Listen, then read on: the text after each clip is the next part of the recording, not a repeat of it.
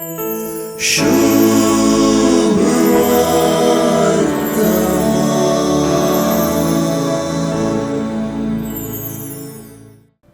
पुर्वजांक सांगलें तुम्ही आयकलां, पूण हांव तुमकां सांगतां म्हणल्या उतरांनी नवी शिकवण आसा आनी नवे शिकवणेची रीती आसा.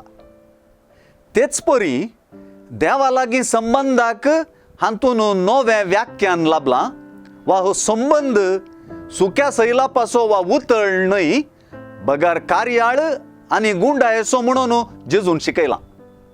अशें आयचे सुवार्थेंत विशेष करून मोग वंटार वा उतरार आसल्यार पावना, तो कार्यान व्यक्त जाय म्हणून जब्बर रितीन जेजून सांगून दिला.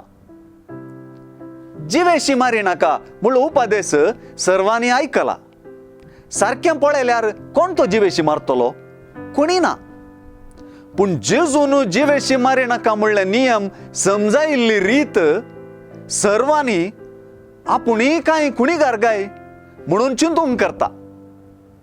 आपल्याच भावाक ल्हानपणाक वा अवमर्यादीक कारण करच्या उलोवण्याक आनी करण्यांक सयत ताणें जिवेशी मारच्याक सरी करन, तशें करपाची शिक्षा जिवेशी मारिल्ल्याक साहजिल्ली करून सोडली. तेच परी काणीक भेटोवंक वेताना देवा लागीं संबंद पळोवच्या की पयलें पेल्या लागीं संबंद व्हरोवन पळोवंक जेजून उलो दिलो. अशें देवान काणीक स्विकार करपाचें माप पेल्या थंय बऱ्या संबंदाक जेजून सरी केलें.